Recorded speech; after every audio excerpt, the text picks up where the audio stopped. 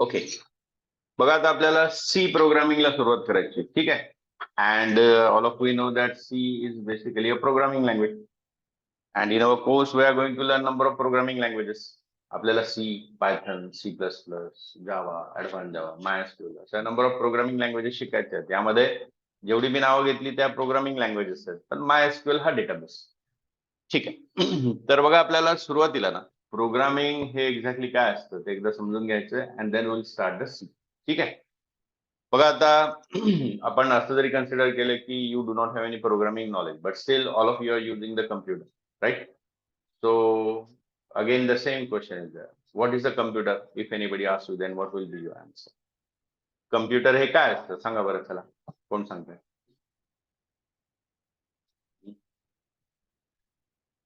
No, but तुम्हाला जे माहित असेल ते सांगा. इट डझंट मॅटर की ते टेक्निकली साऊंड आहे, परफेक्ट आहे किंवा नाही आहे, आणि काही फरक पडत नाही, but you should be able to give the answer also. मी जसं तुम्हाला सांगितलंय की आपल्या कोर्समध्ये आपल्याला फक्त नॉलेज नाही मिळवायचं, तर जे नॉलेज मिळवलेलं आहे आपण ते आपल्याला डिलिव्हर पण करता यायला हवं, म्हणजे आपल्याला सांगता यायला हवं. At the time of interview you have to explain. मराठीत सांगा, काही प्रॉब्लेम नाही. कोण सांगेल कम्प्युटर हे काय? नोबडी. शाबाश. Computer is nothing but the electronic device. Electronic device stand for the thing which is running on the electricity. हे इलेक्ट्रिसिटीवर चालतं कम्प्युटर, म्हणून त्याला आपण इलेक्ट्रॉनिक डिव्हाइस म्हणतो, जसं fan, TV, washing machine, all these are the electronic devices, right? And since computer is a machine, computer cannot do anything by its own. Computer हे machine आहे, त्यामुळे ते कुठलीही गोष्ट स्वतःहून नाही करणार. We are the users. The person who is using computer, that person is referred as what? User. आपण user आहोत. And if we want to execute any task with the help of computer, then obviously we have to give order to the computer. तर आपल्याला कम्प्युटरला काय द्यावी लागणार आहे? Order द्यायला लागणार, बरोबर आहे? जसं तुम्ही सगळे लोक कट, कॉपी, पेस्ट वगैरे करत असाल, all these are nothing but the orders given by user to computer. Cut, copy, paste या सर्व काय तर ऑर्डर्स आहेत. कुणी कोणाला दिलेल्या ऑर्डर्स आहेत? या युजरने कम्प्युटरला दिलेल्या ऑर्डर, बरोबर आहे? ठीक आहे. मग आता बघा, ही आपली फर्स्ट डेफिनेशन आहे कमांड, आणि या ज्या ऑर्डर्स असतात ना त्यांनाच कमांड्स असं म्हणतात. So this is our first definition, command. Command is what? Command is nothing but an order given by user to computer. Command ही काय तर it is an order given by user to computer, ठीक आहे. Okay, now next point. Now just consider that as a user, I want to execute 10 tasks with the help of computer. So in that case, obviously, I have to give 10 commands to the computer. बरोबर की नाही? मला 10 commands द्यावे लागतील कम्प्युटरला. जर या commands मी individually दिल्या, म्हणजे एक एक करून दिल्या, तर obviously I am going to get output of each and every command. But what may be the problem in that? शाबाश. It will waste lot much of our time. त्याने आपला वेळ जाईल. Then what is the solution on that? मग हा वेळ कसा वाचवायचा? तर ऑब्व्हियसली या सर्व कमांड्स एक एक करून न देता आपल्याला एकाच वेळी द्यायला हव्यात, बरोबर आहे की नाही? आणि एकाच वेळी द्यायचे असतील तर त्यासाठी त्या सर्व कमांड्स आपल्याला काय तयार करावं लागेल? ग्रुप तयार करावा लागेल. And if we make such group of commands, then that group is nothing but called as a program. So this is our second definition, program. Program is exactly what? Program is nothing but the group of commands, किंवा काही लोक set of instructions असं सुद्धा म्हणतात. One and the same thing, ठीक आहे. Okay, समजतं इथपर्यंत? Now next point. आतापर्यंत आपण बघितलं की बाबा कम्प्युटरकडनं काही काम करून घ्यायचं असेल तर आपल्याला कम्प्युटरला काय द्यावी लागेल? ऑर्डर द्यायला लागेल. तिला आपण काय म्हणतो? कमांड, बरोबर आहे? या कमांड जर आपण एक एक करून दिल्या तर it will waste lot much of our time. म्हणून आपण काय करणार? तर will give all the commands at the time by making their group. And if we make group of such commands, then that group is called as what? Program. कमांडचा group तयार केला तर त्याला काय म्हणायचं? प्रोग्राम, बरोबर आहे? आता हा प्रोग्राम मला कम्प्युटरला द्यायचा आहे, तर त्यासाठी मला कम्प्युटरशी कम्युनिकेशन करायला लागेल. इथे मी तुमच्याशी कम्युनिकेशन करतोय, and there is a communication media between me and you, and that is nothing but the language. Here I am speaking in Marathi और English because you are able to understand. तुम्हाला समजतंय किंवा मला पण येते, म्हणून मी मराठी किंवा इंग्लिश मध्ये बोलतोय. म्हणजे याचा अर्थ काय की ज्या दोघांना कम्युनिकेशन करायचंय त्यांच्यामधला कम्युनिकेशन मीडिया कसा असायला हवा? तर ऑब्व्हियसली असा असायला हवा जो दोघांनाही समजेल. Very simple, right? इथे तुम्ही कोण आहात? कोण आहात तुम्ही सांगा? शाबाश, युजर्स, बरोबर. तुम्ही आहात युजर्स, बरोबर. तुम्हाला कुणाशी कम्युनिकेशन करायचंय? कम्प्युटर. मग तुम्हाला आता असा कम्युनिकेशन मीडिया हवाय जो तुम्हालाही समजेल आणि त्यालाही समजेल, बरोबर. आणि असा जो कम्युनिकेशन मीडिया असतो ना त्यालाच प्रोग्रामिंग लँग्वेज असं म्हणतात. So programming language is the communication media between home user and computer. Correct? It's a communication media between user and computer with the help of which what user can do. User can give different commands or programs to computer so as to execute different tasks. बरोबर आहे. ही technical definition आहे. Meaning काय याचं की programming language हा communication media कोणाकोणामधला user आणि computer मधला ज्याच्या मदतीने युजर हा कम्प्युटरला वेगवेगळ्या कमांड्स किंवा प्रोग्राम्स देऊ शकतो आणि त्याच्याकडनं तो वेगवेगळी कामं करून देऊ शकतो. समजतंय? So this is the concept of programming language and C is such a programming language. C, Python या सर्व काय तर programming languages आहे. Now you tell me that what is the use of all of these programming languages म्हणजे काय? तुम्ही आता IT इंडस्ट्रीमध्ये जॉब करणार आहात. So at that moment what will be your profile? Means exactly what I want to ask that what will be your work? तिथे जाऊन काय काम कराल तुम्ही? बरोबर. You are going to develop the software. Perfect answer, right? मग आता software हे एक्झॅक्टली काय असतं बघा. तर सॉफ्टवेअर समजून घेण्यासाठी एक छोटीसा एक्झाम्पल तुम्हाला सांगतो. तर बेसिकली एक महत्वाची गोष्ट लक्षात ठेवायची की कधीही इंडिव्हिज्युअली म्हणजे पर्सनली एकच पर्सन एखादं मोठं प्रोफेशनल सॉफ्टवेअर डेव्हलप करतोय हे पॉसिबल नसतं. तुम्ही ज्यावेळी एखाद्या कंपनीमध्ये काम कराल त्यावेळी तुमच्या लक्षात येईल की there will be a team and you will be part of a team. एक टीम असेल, तुम्ही त्या टीमचे मेंबर असतात आणि तुमच्या टीम मधली सगळी लोक मिळून एक सॉफ्टवेअर डेव्हलप करत असतील. बरोबर. आपण जर समजा असं एक्झाम्पल घेतलं की समजा तुमच्या कॉलेजसाठी सॉफ्टवेअर डेव्हलप करण्यासाठी तुमच्या कंपनीला काम मिळालं. बरोबर. मग या केसमध्ये सर्वात आधी तर कॉलेजच्या मॅनेजमेंटकडनं रिक्वायरमेंट घेतल्या जातील की नक्की त्यांना काय काय हवंय सॉफ्टवेअर. बरोबर आहे. त्यानंतर काय केलं जाईल समजा तुमच्या टीम मध्ये 4 लोक आहेत आणि एक तुमचा टीम लीडर. टीम लीडरचं काम काय असतं to get work done from the others. इतरांकडनं काम करून घेणं त्यांची प्रॉब्लेम सॉल्व्ह करणं हे कुणाचं काम आहे टीम लीडरचं. मग समजा तुमच्या टीम मध्ये 4 लोक आहेत. मग तो तुमच्यापैकी एका पर्सनला सांगणार समजा तुम्ही सर्व कॉलेजचे एम्प्लॉई म्हणजे जसं टीचर्स क्लर्क अकाउंटंट वगैरे जे असतील त्या सर्वांचा डेटा मॅनेज करण्यासाठी एक प्रोग्राम द्या. दुसऱ्या प्रोग्रामरला समजा त्याने सांगितलं की सर्व स्टुडंटचा डेटा मॅनेज करण्यासाठी प्रोग्राम लिही. तिसऱ्याला सांगितलं समजा सर्व बुक्स लायब्ररी म्हणजे आता कॉलेजमध्ये बुक्सची लायब्ररी असते बघा तर त्याचा डेटा मॅनेज करण्यासाठी प्रोग्राम लिही. चौथ्याला सांगितलं समजा काहीतरी फीजचे ट्रान्झॅक्शन वगैरे त्याच्यासाठी प्रोग्राम लिही. म्हणजे प्रत्येकाला तो वेगवेगळे टास्क असाइन करतोय. बरोबर आहे. मग इंडिव्हिज्युअली पर्सनल लेव्हलला तुम्ही ती 4 प्रोग्राम्स डेव्हलप करा. बरोबर. तुमची 4ही प्रोग्राम्स तयार झाली की तो टीम लीडर काय करेल ती 4ही प्रोग्राम्स तो काय करेल एकत्र करेल की जेणेकरून काय तयार होईल ते सॉफ्टवेअर. म्हणजे इनडायरेक्टली सॉफ्टवेअर हे काय झालं तर software is nothing but the group of what programs. प्रोग्रामचा जो ग्रुप असतो त्यालाच काय म्हणायचं सॉफ्टवेअर. समजतं इथपर्यंत? ठीक आहे. आता सर्वांनी या कन्सेप्ट लिहून घ्या त्यानंतर आपण पुढे जाऊया. काय डाऊट?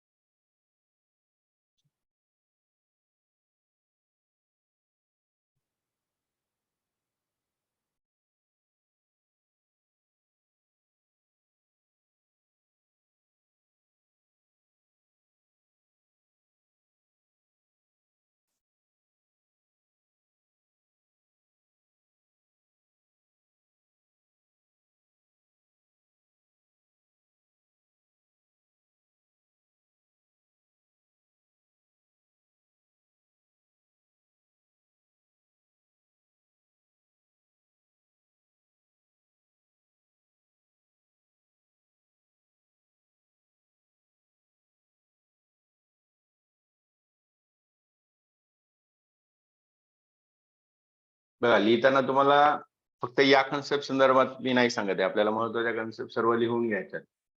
बघा आता कोर्सला तुम्ही ऍडमिशन घेतल्यानंतर तुम्हाला प्रिंटेड नोट्स दिल्या गेलेल्या आहेत.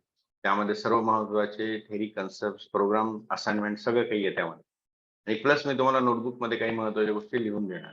तर जे मी लिहून देतो ते तुम्हाला थोडंसं पाठ केल्यासारखंच टेक्निकली सांगता यायला हवं. म्हणजे पाठच करायचं असं म्हणून.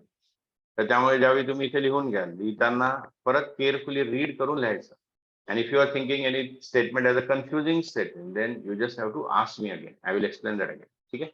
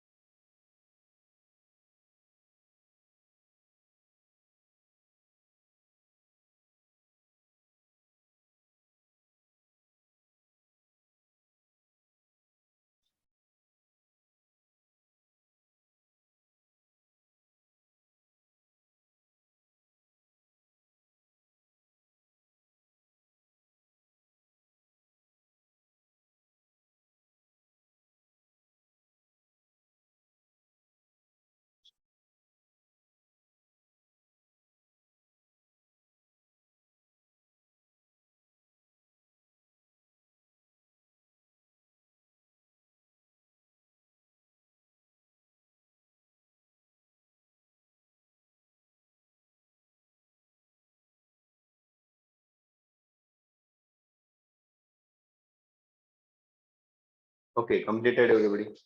So now we'll proceed for the next point. Now next point is nothing but obviously the C language. Okay. Now C is basically a programming language which is used to develop the softwares, right? C he programming language आहे जी software develop करण्यासाठी वापरली जात होती असं म्हणेल मी. सध्या C मध्ये actual software development होते. ऍक्च्युअल सॉफ्टवेअर डेव्हलपमेंट हे लेटेस्ट लँग्वेजेस जे आहेत जसं जावा किंवा पायथन या लँग्वेजेस मध्ये. मग इथे काही लोक म्हणतील अरे मग हे आपण कशाला वेळासारखं सी लँग्वेज शिकतो. The basic reason behind it that even if we are not developing any software in the C, but C is a basic programming language and it is used to clear all the programming logics of the programming field. Programming field मधले IT field मध्ये जे programming चे logics आहेत ते समजून घेण्यासाठी C is the best programming language. बघा 72 मध्ये आलेली लँग्वेज आहे, अजून सुद्धा ती शिकवली जाते, यावरूनच तिचं व्हॅल्युएशन आपल्या लक्षात. बरोबर, ठीक आहे. बघा आता C is a general purpose programming language developed by Mr. Dennis Ritchie at AT&T Bell Laboratories of USA in 1972. आता C he general purpose language. Just now I told you that currently C is little bit considered as an outdated languages. Means you are not going to develop any software in the C. C मध्ये आपण आत्ता software develop करत नाही. आता कुठल्या languages मध्ये software develop होतात सांगा? जावा किंवा पायथन वगैरे. एक 25 वर्षानंतर 50 वर्षानंतर याच लँग्वेजेस मध्ये होतील का सॉफ्टवेअर डेव्हलप? नाही होणार. कुठल्या तरी लेटेस्ट ऍडव्हान्स लँग्वेजेस आलेले असतील. बरोबर आहे की नाही? The same logic is here also. 72 मध्ये किंवा जेव्हा ही लँग्वेज आली त्यानंतर मात्र त्यावेळी ही परफेक्ट लँग्वेज होती वेगवेगळे प्रकारच्या ऍप्लिकेशन्स किंवा सॉफ्टवेअर डेव्हलप करण्यासाठी. तर त्या वेळच्या ज्या क्लायंट्स आहेत, क्लायंट म्हणजे कोण? तर ती लोक ज्यांच्यासाठी सॉफ्टवेअर डेव्हलप केलं जातं. फॉर एक्झाम्पल तुम्ही बँकेसाठी सॉफ्टवेअर डेव्हलप केलं तर ती लोक आपली क्लायंट झाली, किंवा कंपनीसाठी केलं तर त्या कंपनीची लोक ही जी ते सॉफ्टवेअर वापरणार आहेत त्यांना एंड युजर्स किंवा क्लायंट्स असं म्हणतात. तर त्या क्लायंटच्या रिक्वायरमेंट नुसार त्यावेळची सॉफ्टवेअर डेफिनेटली सी मध्ये होत होतं. And at that moment, C was considered as a general purpose. Means what? In C programming, you can develop any type of application, or you can say you can implement any task in the C language. C मध्ये आपण कुठल्याही प्रकारचा task execute करू शकतो, म्हणून तिला general purpose असं म्हणलं गेलं. ठीक आहे. त्यानंतर बघा आता एक मात्र महत्वाची गोष्ट लक्षात ठेवा की even if we are learning the C language in the beginning, but C is not the first programming language in the world. C ही काय जगामध्ये आलेली सर्वात पहिली प्रोग्रामिंग लँग्वेज नाही. सीच्या आधी सुद्धा काही प्रोग्रामिंग लँग्वेजेस होत्या. माइट बी कदाचित तुम्ही नाव पण ऐकले असेल. कोबोल, पास्कल किंवा फोर्ट्रान अशा काही लँग्वेजेस होत्या. This languages are completely outdated just नाव, पण ते ऑब्व्हियसली आधी यूज मध्ये असणार. बरोबर आहे. तर त्या ज्या प्रोग्रामिंग लँग्वेजेस होत्या ज्या 72 मध्ये खूप फेमस होत्या, तर त्या लँग्वेजेस मध्ये काही प्रॉब्लेम्स होती किंवा लिमिटेशन्स होती, म्हणून सीचं डेव्हलपमेंट करण्याची गरज भासली. मग त्यामध्ये एक्झॅक्टली काय लिमिटेशन्स होती बघा. तर बेसिकली सॉफ्टवेअर आताच आपण बघितलं. Software is what? Group of program. Software is a group of program, right? And software are of basically different types. म्हणजे सॉफ्टवेअर ही वेगवेगळ्या प्रकारची असतात. फॉर एक्झाम्पल बँकिंग सॉफ्टवेअर असतात, त्यांना अकाउंटिंग सॉफ्टवेअर तुम्ही म्हणू शकता. मेडिसिन रिलेटेड सॉफ्टवेअर्स असतात, बरोबर आहे, किंवा कॉर्पोरेट सॉफ्टवेअर म्हणजे कंपन्यांचे सॉफ्टवेअर्स असतात. सायंटिफिक सॉफ्टवेअर्स असतात. तुम्हाला माहिती आहे आता मागे ते मंगळयान वगैरे सोडलं होतं, माहिती आहे तुम्हाला? तुम्हाला माहिती हे जे स्पेस मध्ये वेगवेगळे सॅटेलाइट वगैरे सोडले जातात, तर हे पृथ्वीवरनं हँडल केले जातात, माहिती आहे तुम्हाला? And how it is. बघा ना, ते लाखो करोडो काय म्हणतात त्याला, किलोमीटर दूर असलेले ज्या गोष्टी आहेत त्या इथनं हँडल होत आहेत. How it is possible? That is only because of the software. हे सगळं सॉफ्टवेअरनेच पॉसिबल होतं. येत्या लक्षात तुमच्या? ठीक आहे. बघा आता तर पूर्वी या ज्या लँग्वेजेस होत्या त्यांचा प्रॉब्लेम असा होता की त्या स्पेसिफिक पर्पज होत्या. म्हणजे फॉर एक्झाम्पल जसं मी नाव घेतलं की कोबोल, पास्कल किंवा फोर्ट्रान सारख्या लँग्वेजेस. त्यामध्ये कोबोल ही जी लँग्वेज आहे जस्ट कन्सिडर करूया आपण की फक्त बँकिंग टाईपचे सॉफ्टवेअर डेव्हलप होतील. पास्कल असेल तर फक्त समजा एज्युकेशनल सॉफ्टवेअर डेव्हलप होतील, आणि तिसरं कुठलं तरी तिसऱ्या कॅटेगरीचे सॉफ्टवेअर डेव्हलप करेल. म्हणजे त्यावेळच्या प्रोग्रामर्सना अशी एकही प्रोग्रामिंग लँग्वेज अवेलेबल नव्हती की जी सर्व प्रकारचे सॉफ्टवेअर डेव्हलप करू शकेल. बरोबर. आणि त्यामुळेच असं म्हणूया आपण की and because of that reason mister Dennis Ritchie develop the C programming language. म्हणून याने काय केलं तर सी लँग्वेजचं डेव्हलपमेंट केलं. येते लक्षात? बरोबर. And C is basically called as a general purpose programming language. का? कारण की त्यावेळची जी वेगवेगळ्या टाईपची सॉफ्टवेअर्स होती, वेगवेगळ्या कॅटेगरीची सॉफ्टवेअर होती, ती सर्वच्या सर्व सॉफ्टवेअर पॉसिबल होती सी मध्ये. बरोबर. आता सी ही एक प्रकारे ऑलराऊंडर झाली. जसं आता तुम्ही क्रिकेट खेळता किंवा बघता, क्रिकेटमध्ये ऑलराऊंडर असतो. ऑलराऊंडर म्हणजे काय, the person who can go for batting bowling as well as fielding also. आता कोण आहे ऑलराऊंडर? हार्दिक पांड्या. ठीक आहे. तर जो कोणी ऑलराऊंडर असेल, ऑलराऊंडरचा अर्थ तर तुम्हाला माहिती आहे. प्रोग्रामिंग लँग्वेजेस सुद्धा ऑलराऊंडर असतात. म्हणजे काय, the language in which you can develop any type of software, that is called as allrounder. No, that is called as a general purpose programming language. आलं लक्षात? फक्त आपण इथे जनरल पर्पज शब्द वापरतो. समजतंय हे? ठीक आहे. तर 1972 मध्ये डेनिस रिचने याचं डेव्हलपमेंट केलं असं मी म्हणालो, पण खरं तर हे स्टेटमेंट फारसं बरोबर नाही. कारण की त्याला ही लँग्वेज डेव्हलप करण्यासाठी 4 वर्ष लागली. 68 मध्ये त्याने सुरुवात केली आणि 4 वर्षात त्याने ही लँग्वेज तयार केली. एक लक्षात घ्या की एखादं सॉफ्टवेअर डेव्हलप करणं कदाचित माइट बी थोडं सोपं असेल, पण एक प्रोग्रामिंग लँग्वेज तयार करणं हे एवढं सोपं नाही. त्याच्यासाठी प्रचंड नॉलेजेबल पर्सनची गरज असते. बरोबर आहे? तर त्याने ही लँग्वेज डेव्हलप करण्यासाठी निअरबाउट 4 इयर्स घेतली होती. आणि युएसए मध्ये AT&T बेल्स लॅबोरेटरी नावाची लॅबोरेटरी याचा अर्थ काय, तर आपली कॉलेजची लॅब असते तसे नाही. लॅबोरेटरी जी असतात ना, लॅबोरेटरी ही एक मोठी संस्था असते ज्यामध्ये मोठमोठे जे सायंटिस्ट असतात तुमच्यासारखे, ते तिथे काहीतरी R&D करत असतात. जसं आपल्या पुण्यामध्ये पण एक लॅबोरेटरी आहे बघा, NCL नावाची, नॅशनल केमिकल लॅबोरेटरी. युनिव्हर्सिटीच्या समोर जर असतात ना, त्या साईडला कुठेतरी आहे ती NCL. तर तिथे सुद्धा सायंटिस्ट असतात जे काहीतरी R&D वगैरे करत असतात. तशी ही तिथली फेमस लॅबोरेटरी आहे. ठीक आहे. AT&T bell laboratory. तुम्हाला आठवत असेल तर लहानपणी होतं बघा, ते बेल लिपी कुठल्या तरी 5वी 7वीला 4थीला कुठेतरी होतं बघा. तुम्हाला माहिती आहे की जे ब्लाइंड लोक असतात त्यांच्यासाठी बेल नावाचा खूप मोठा सायंटिस्ट होऊन गेला, त्याने ती लिपी तयार केली होती. तिला बेल लिपी असं म्हणतात, माहिती आहे तुम्हाला?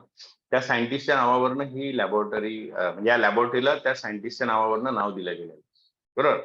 तर या लॅबोरेटरीमध्ये डेनिस रिचीने सी या लँग्वेजचं डेव्हलपमेंट केलं. येतंय लक्षात? ओके. पुढे जाऊया आपण. आता सी ची काही फीचर्स आपल्याला बघायची आहे. तर फर्स्ट फीचर आहे easy to learn. But I think you should not take this feature so that much of in a serious manner. हे सिरियसली घेऊ नका. सी सोपी वगैरे नाहीये. तुम्हाला व्यवस्थित अभ्यास वगैरे करायला लागेल तेव्हा ती व्यवस्थित समजेल. C is, I think C is the most logical programming language. C सारखी लँग्वेज नाही. व्यवस्थित कॉन्सन्ट्रेट करा. लिंक लागली तुमची तर you are going to understand each and everything. पण जर तुमची लिंक नाही लागली तर काही कळणार नाही. आणि त्यामुळेच इंटरव्ह्यूला, even if C is outdated, but in the इंटरव्ह्यूला तुम्हाला तर पुढे जाऊन या सर्व गोष्टी मी स्टेप बाय स्टेप सांगतच जाणार आहे. रुटीन मध्ये ऍज अ फ्रेशर तुम्हाला 3 राऊंड द्यायला लागणार आहे कुठल्याही IT कंपनीमध्ये. त्यामध्ये फर्स्ट राऊंडला सी लँग्वेज वरचे लॉजिकल क्वेश्चन्स विचारले जातात. यावरनं कळतं की बघा ना, सी मध्ये काम नाहीये तरी सुद्धा तो सी वर क्वेश्चन्स विचारतोय, मग हा काय प्रकार आहे? तर बेसिकली एक लक्षात घ्या की कुठल्याही तुम्ही MSc मध्ये जॉब करायला गेला तर those people are going to give you training of 3 to 6 months. Mostly 3 महिन्याचं ट्रेनिंग देतात ते, प्रोफेशनल ट्रेनिंग. बरोबर आहे? त्या ट्रेनिंग मध्ये ते तुम्हाला तिथलं वर्क किंवा तिथल्या एन्व्हायरमेंट या संदर्भातली इन्फॉर्मेशन देतात, काय काम करायचं ते शिकवतात. बरोबर आहे? पण त्यांना हे चेक करायचं असतं की ठीक आहे बाबा, त्यांना तुमचं नॉलेज चेक करायचं आणि तुमचं लॉजिक चेक करायचं. Logic is nothing but you can say it is the ability of a person to understand something. एखादी गोष्ट समजून घेण्याची जी आपली ॲबिलिटी असते ना, तिलाच लॉजिक असं म्हटलं जाईल. किंवा दुसरं एक, माझ्याकडे 4 ऑप्शन्स आहेत. यातनं मी नक्की कुठलं ऑप्शन सिलेक्ट करतो की जे परफेक्ट असेल, जे कमीत कमी वेळ घेईल किंवा कमीत कमी रिसोर्सेस यूज करून माझं काम करून देईल. हे जर मला सिलेक्ट करता आलं तर मी म्हणेन की मला लॉजिक. बरोबर आहे? ठीक आहे. तर बेसिकली कन्सेप्ट अशी असते की ती लोक आपलं लॉजिक, त्यांना असं असतं की जर तुमचं नॉलेज थोडंफार कमी असेल, नॉलेज पॉईंट ऑफ व्ह्यू तुम्ही 2 आन्सर दिले नाही, नो प्रॉब्लेम ॲट ऑल. पण तुमचं लॉजिक जर त्यांना चांगलं वाटलं तर definitely those people are going to select you. कारण ते ज्यावेळी ट्रेनिंग देतील तर ते ट्रेनिंग देणार तुम्हाला, ते द्यायला तयार आहेत, पण ती ग्रास्प करण्याची तुमची ॲबिलिटी आहे का हे चेक करतात ते. आलं लक्षात तुमच्या? आणि ते त्यांना कशावरून लक्षात येतं, तर सी मध्ये काही लॉजिकल क्वेश्चन्स आपण पुढे जाऊन लूप मध्ये शिकणार आहोत, जसं reverse number, Armstrong number, prime number. मग हे लॉजिकल पॉइंट्स आहेत. ही जर तुम्हाला समजलेली असतील तर they can consider okay this person is having logic, so we can select this person, असं. ओके, ठीक आहे. पण तरी पण इझी टू लर्न म्हणण्यामागे रिझन असं आहे की बेसिकली सीच्या पूर्वी ज्या लँग्वेजेस होत्या ना, माइट बी तुम्हाला माहित असेल, एक तर कन्सेप्ट अशी असते बघा की आताच आपलं बोलणं झालं की computer is what, computer is nothing but an electronic device. Computer is a machine and computer cannot understand our language. Computer is having its own language which is called as a binary language of machine language. बरोबर आहे? कम्प्युटरची स्वतःची language आहे जिला binary language किंवा machine language असं म्हटलं जातं. माइट बी तुम्हाला कुठेतरी गेलं पण असेल. 1001 या फॉर्मॅटमध्ये ही लँग्वेज असते. आता बेसिकली कन्सेप्ट अशी असते की पूर्वीच्या प्रोग्रामर्सना असा प्रॉब्लेम होता की त्यांना ज्यावेळी सी वगैरे सारख्या लँग्वेजेस नव्हत्या, मशीन लेव्हल लँग्वेजेस होत्या पूर्वी, तर त्यांना मशीन लँग्वेज मध्ये प्रोग्राम लिहावी लागायची 1010 फॉर्मॅटमध्ये. म्हणजे हे एक प्रकारे कसं व्हायचं त्यांना प्रॉब्लेम, की तुम्हाला समजा काहीतरी एक इंग्लिश टू जॅपनीजची डिक्शनरी दिली गेली आहे, इंग्लिश मधला एक पॅराग्राफ दिला गेलाय आणि तुम्हाला सांगितलं जातं की याला कन्व्हर्ट करा तुम्ही जॅपनीज मध्ये. मग आपल्याला खूप काम पडेल ना ते, आपल्याला एक एक शब्दाचा अर्थ ते कन्व्हर्जन, त्याचा सिनॉनिम वगैरे काय असेल ते सगळं शोधून तिथे लिहायला लागेल, बरोबर आहे? ठीक आहे. असा त्यावेळेच्या प्रोग्रामर्सना प्रॉब्लेम होता. पण नंतर काय झालं की प्रोग्रामिंग फील्डमध्ये सी वगैरे सारख्या लँग्वेजेसना कंपायलर किंवा इंटरप्रिटर सारखे प्रकार घेऊन आले, ज्यांना ट्रान्सलेटर म्हटलं जातं.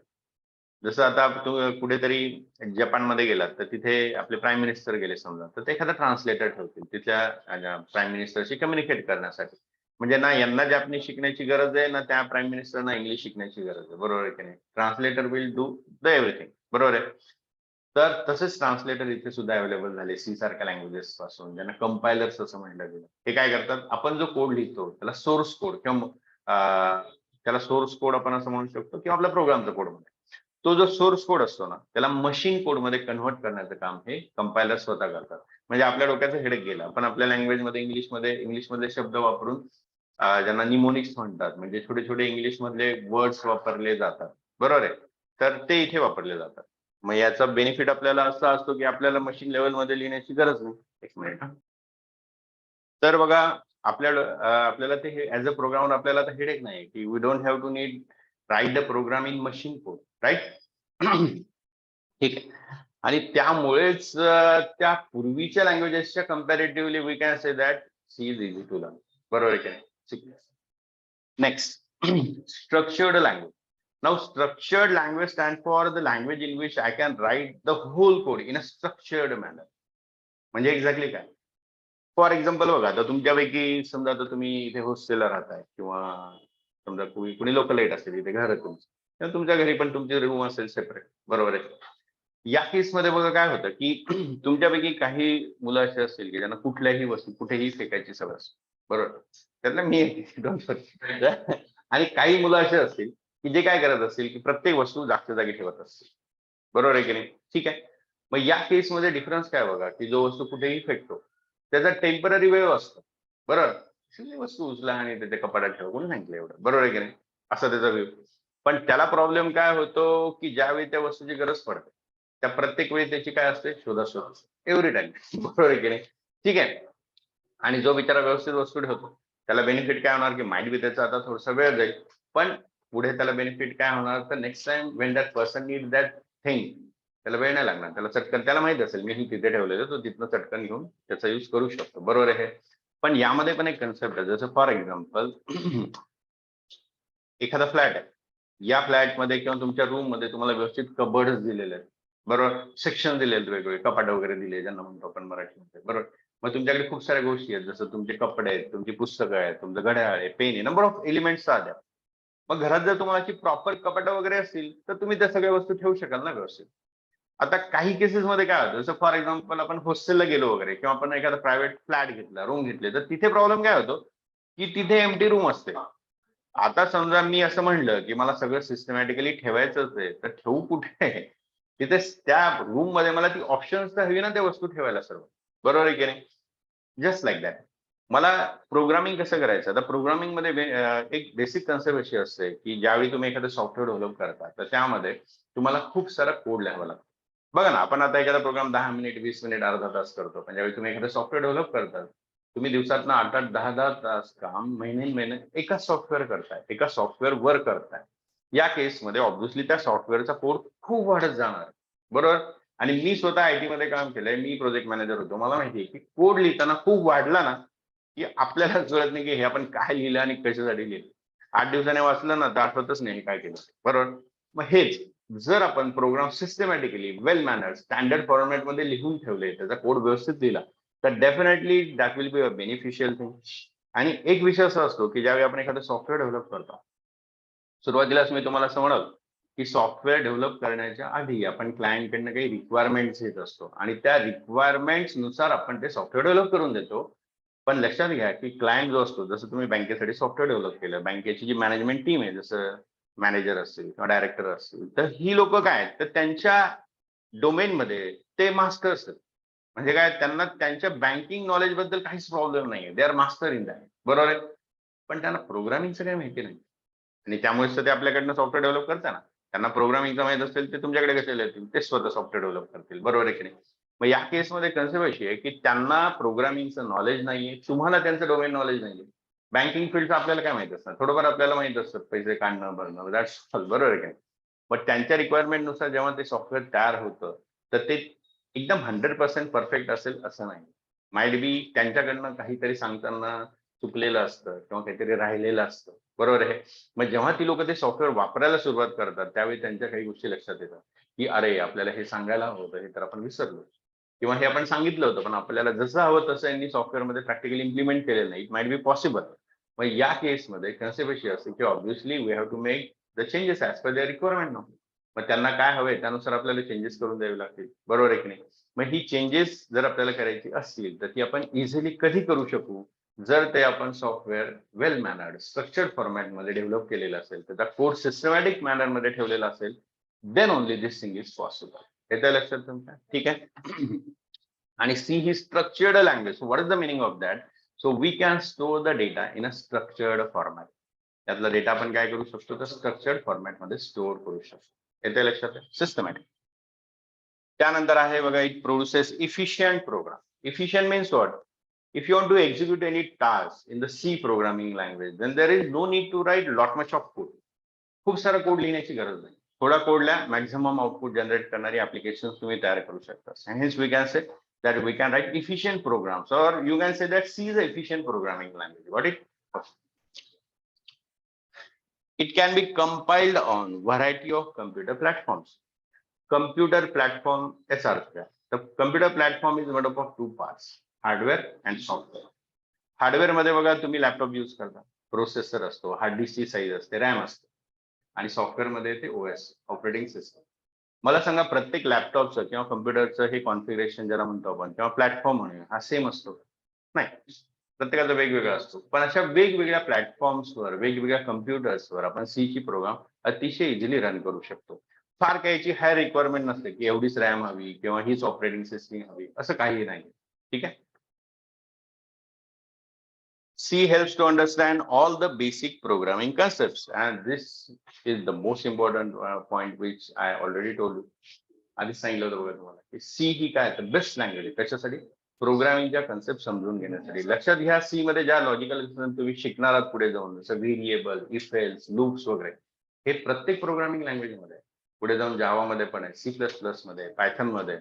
Number of languages are having all this concept. पण जेव्हा तुम्ही जावा मध्ये ही कन्सेप्ट शिकाल किंवा पायथन मध्ये शिकाल किंवा सी प्लस प्लस मध्ये, तर त्यावेळी हे कन्सिडर्ड असतं की तुम्हाला ही कन्सेप्ट माहिती आहे, फक्त त्या लँग्वेज मध्ये कशी इम्प्लिमेंट करायची हे तुम्ही शिकताय, असं कन्सिडर करून तो शिकवणार का? कारण की ह्या सर्व कन्सेप्ट तुमच्या कुठे परफेक्ट होणं आवश्यक आहे? सी या लँग्वेज. ठीक आहे. ठीक आहे, आता बघा, हा एवढा थेरी पार्ट आपल्याला लिहून घ्यायचा आहे, त्यानंतर आपण पुढे जाऊया. हे तर आपण लिहिलं होतं, बरोबर. आता इथून पुढे लिहा, कंटिन्यू.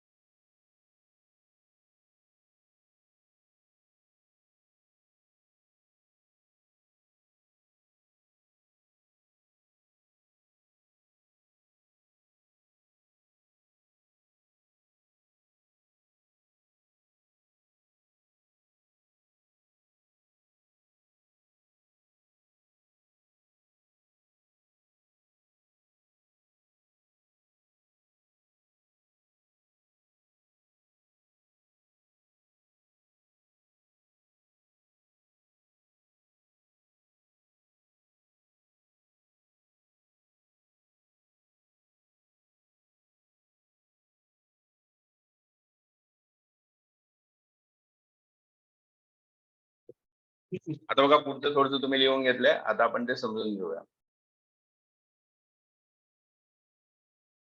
फर्स्ट प्रोग्राम आपल्याला बघायचा सीचा, बरोबर. आता बघा सीचा प्रोग्राम तुम्हाला करायचा असेल तर त्यासाठी ऑब्व्हियसली तुम्हाला एखाद्या एडिटरची म्हणजे त्या एन्व्हायरमेंटची गरज असते ज्यामध्ये आपण सीचा प्रोग्राम रन करू शकतो.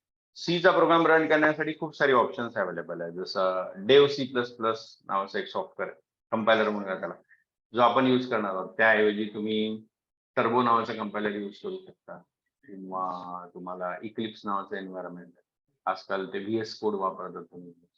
तुम्ही कशातही प्रोग्राम केला त्याने काही फरक पडणार नाही, code will be same. Even online editor पण असतात, काही लोकांच्या लॅपटॉपवर ते मॅक ओएस असतं, त्यावर जनरल सॉफ्टवेअरच एक्झिक्यूट होतं. ऑनलाईन एडिटर पण खूप सारे अवेलेबल आहेत. ठीक आहे, ओके. आता बघा आपण इथे डेव सी प्लस प्लस वापरणार आहोत. बघा आता आपल्याला फर्स्ट प्रोग्राम करायचा आहे. In this program I just want to print a message say welcome to C, that's all. ठीक आहे, मला वेलकम टू सी हा मेसेज प्रिंट करायचा. आता वेलकम टू सी हा मेसेज आपल्याला प्रिंट करायचा आहे, तर त्यासाठी आपण बघूया की आपल्याला काय काय करायला लागेल. एक तर डेव सी प्लस प्लस वर मी डबल क्लिक केल्यानंतर ही विंडो ओपन झाली. बघा, go in the files, new and source file. File new source file मध्ये तुम्ही गेलात तर नवीन फाईल तुम्हाला मिळेल. ठीक आहे, आता बघा प्रोग्राम मी इथे आधी टाईप करतो, त्यानंतर आपण प्रोग्राम संदर्भात डिस्कस करूया. So what I told you, what I want to do, I just want to print a message, say welcome to C, that's all. ठीक है.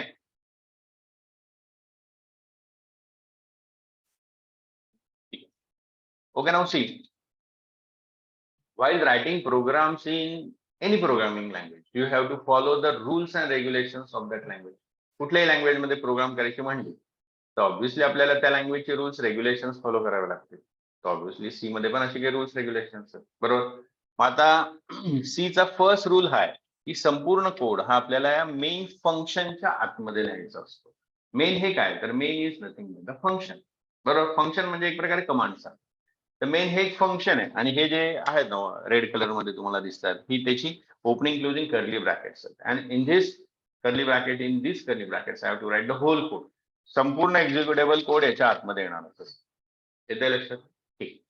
त्यानंतर बघा मेनच्या आतमध्ये आपण लिहिलेलं आहे printf. Now printf is what? Printf is again a function. Printf सुद्धा एक फंक्शन आहे. And as the name suggest, what will B is functionality? It prints a message on the output screen. Output स्क्रीनवर message print करण्याचं काम कोण करतं? तर printf function करतं. येते लक्षात आहे? ठीक आहे, ओके. मग यामध्ये बघा आता आपण मेसेज दिलेला आहे welcome to C. At the end, we have to give the semicolon. This is the second rule of your C language. प्रत्येक स्टेटमेंटच्या एंडला तुम्हाला काय द्यायचं असतं? सेमिकोलॉन. ठीक आहे, ओके. त्यानंतर बघा आता प्रिंटएफचा यूज काय सांगितलं मी, सांगा बरं. What is the use of printf? Printf is use to print the message, means we are showing output to the user. आपण युजरला आउटपुट दाखवतोय, बरोबर आहे की नाही? तसंच आपण पुढे जाऊन हे शिकणार आहोत की युजरकडनं इनपुट कसं ऍक्सेप्ट करायचं. त्यासाठी आपण स्कॅनएफ नावाचं फंक्शन शिकणार आहोत. तर हे जे प्रिंटएफ आणि स्कॅनएफ फंक्शन्स आहेत, किंवा ही जी इनपुट आउटपुटची फंक्शनॅलिटी आहे, या फंक्शनॅलिटीला सपोर्ट करण्यासाठी ही हेडर फाईल आपल्याला इन्क्लूड करायला लागते, जिचं नाव आहे हॅश इन्क्लूड. म्हणजे त्याचा सपोर्ट घेतला आपण एक प्रकारे, बरोबर. त्याच्यामध्ये ही प्रिंटएफ स्कॅनएफ फंक्शन डिफाईन केलेले आहेत सीने.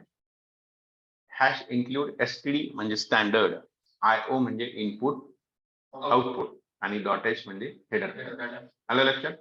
It's a supporting file basically. ठीक आहे. Then one more point is there. हा, मेन फंक्शन संदर्भात रूल मी एक सांगितला तुम्हाला की संपूर्ण एक्झिक्युटेबल कोड म्हणजे हेडर फाईल सोडून रिमेनिंग एक्झिक्युटेबल कोड आपल्याला कशाच्या आतमध्ये लिहायचा आहे? मेनच्या आतमध्ये. हा, पुढे जाऊन आपण काही युजर डिफाईन फंक्शन वगैरे सगळी कन्सेप्ट शिकणार आहोत, ज्यामध्ये मेनच्या बाहेर सुद्धा कोड लिहिता येतो आपल्याला, पण ते आपण नंतर बघू. आता या स्टेजला तुम्ही एवढंच लक्ष ठेवा की we have to write the entire executable code where in the main, बरोबर. मेन फंक्शन संदर्भातला अजून एक रूल आहे की each and every program compulsory you have to use the main function. प्रत्येक प्रोग्राम मध्ये मेन फंक्शन तुम्हाला घ्यावंच लागेल, आणि एकच घेते म्हणजे 2-3 मेन फंक्शन घेतलेत असं नाही करताना. जसं प्रिंटएफ फंक्शन मी 100 वेळा प्रोग्राम मध्ये यूज करू शकतो, पण मेन फंक्शन हे एकच असणार आहे. येत्या लक्षात आहे? ठीक आहे. आता बघा प्रोग्राम आपल्याला सेव्ह आणि रन करायचा आहे. तर प्रोग्राम आपल्याला सेव्ह आणि रन करायचा असेल तर त्यासाठी बघा आपण कसं करणार. फाईल मेनू मध्ये जायचं, सेव्ह करायचं. आता कुठलीही फाईल कशी सेव्ह करतात तुम्हाला माहिती आहे, तसं फाईल सेव्ह.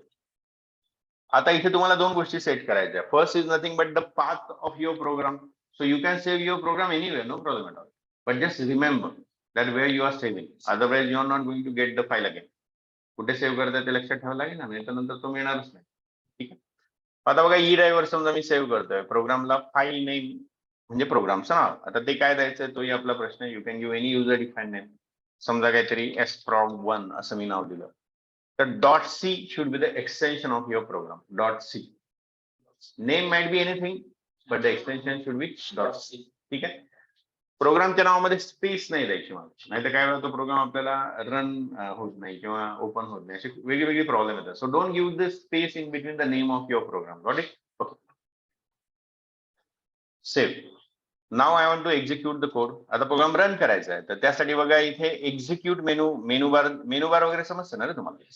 मेनू बार मध्ये बघा थर्ड ऑप्शन आहे compile and run. You just have to click on this. Compile and run वर तुम्ही क्लिक केलं, त्याचा आउटपुट आलेला आहे. Welcome to C. समजतंय? ठीक आहे.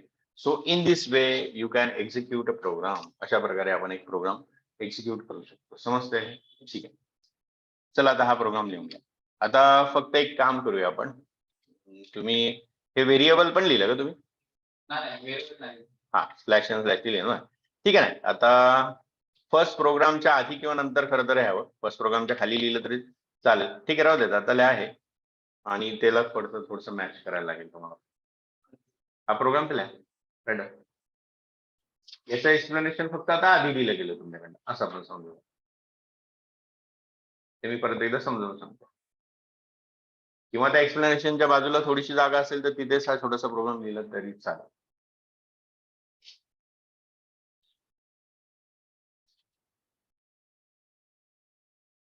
That will be more better. तसं असेल तर तसंच करा. तुमचा तर काय प्रश्न नाही, तुम्ही दोघांचं. त्याच्या बाजूला जागा असेल त्याला किंवा रेफरन्स आहे तिथे स्टार करून anything. Right the programme.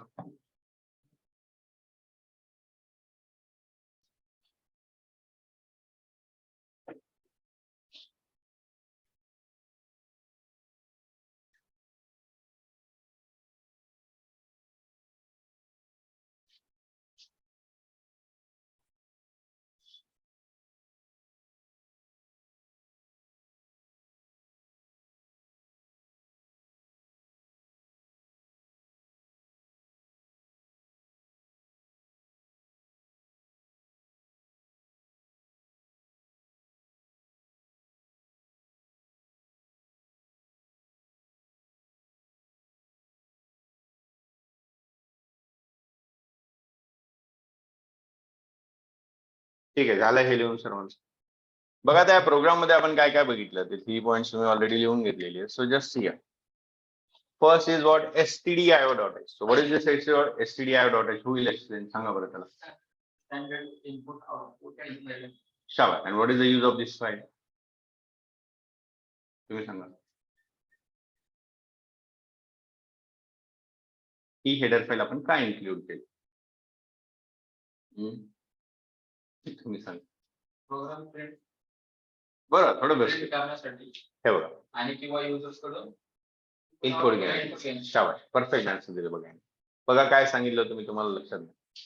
Printf हे फंक्शन आउटपुट प्रिंट करतं आणि स्कॅनएफ फंक्शन जे आपण पुढे जाऊन शिकणार आहोत ते इनपुट ऍक्सेप्ट करतं. मग ते नक्की काय प्रकार असं बघू आपण पुढे जाऊन. पण ही जी प्रिंटफ स्कॅनएफ ची फंक्शन्स आहेत किंवा ही जी इनपुट आउटपुट फंक्शनॅलिटी तिला सपोर्ट करण्यासाठी ही हेडर फाईल. मग तुम्ही म्हणाल की सपोर्ट करायचं म्हणजे नक्की काय करायचं, नक्की करते काय ती हेडर फाईल? तर विषय असा आहे की या हेडर फाईलमध्ये ना प्रिंटफ आणि स्कॅनएफ ही फंक्शन्स आहेत, त्यांच्या डेफिनेशन लिहून ठेवलेलं आहे. आता लेटेस्ट जे कंपायलर्स आहेत, जसं हा डेव्ह C++ आहे किंवा इक्लिप्स मध्ये वगैरे तुम्ही जर प्रोग्राम रन केला आणि ही हेडर फाईल घेतलीच नाही ना तरी पण प्रोग्राम रन होईल. ओके. पण जी जुनी कंपायलर आहे, जसं टर्बोचं जुनं व्हर्जन वगैरे असेल, टर्बो C, तर त्यामध्ये जर तुम्ही ही header file stdio.h header file include नाही केली तर प्रिंटफ किंवा स्कॅनएफ फंक्शनला एरर दिली जाते. येत्या लक्षात काय म्हणतो मी, तर त्यासाठी आपल्याला ही हेडर फाईल घ्यायची असते. नेक्स्ट आहे मेन.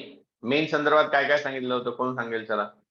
प्रोग्राम त्याच्यामध्ये बरं, मेन मध्ये कोड लिहायचं. ठीक आहे, अजून काय सांगितलं? Very good. संपूर्ण प्रोग्राम मध्ये किती मेन फंक्शन घ्यायचे? एकच. प्रिंटफचा यूज एक्झॅक्टली आउटपुट किंवा मेसेज प्रिंट करण्यासाठी प्रिंटफचा यूज होतो. ठीक आहे. आणि एक महत्वाची गोष्ट जे मी तुम्हाला सांगितली नाही, तर C is a strictly case sensitive language. याचा अर्थ काय की जे त्यांनी कॅपिटल मध्ये सांगितलं ते कॅपिटलच लिहायला लागेल, जे स्मॉल मध्ये सांगितलेलं ते स्मॉलच लिहावं लागेल. 99.99% data in the C language in small case मध्ये. हा, पण आता प्रोग्राम मध्ये बघा, म्हणजे समजा मी या प्रिंटएफचा पी जरी कॅपिटल काढला ना, तर डेफिनेटली माझा प्रोग्राम शो मी एरर दाखवतो तुम्हाला. बघा, मी कॅपिटल पी लिहिला. बरं, प्रोग्राम रन करण्यासाठी कीबोर्डची शॉर्टकट की वापरायची F11. F11 is the shortcut की फॉर दॅट. ठीक आहे.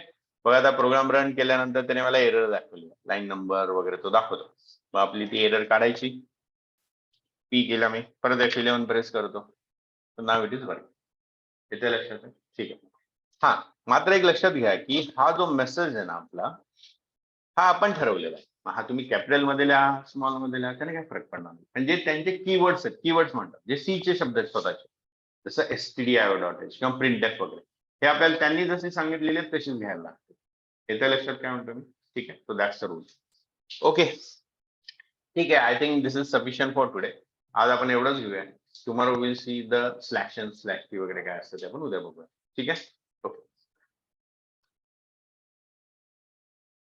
ठीक आहे. ऑनलाईन स्टुडंट्स तुम्ही मीटिंग लिव्ह केली तरी चालेल. उद्या आपण याच्या पुढचा पाठ बघणार आहोत.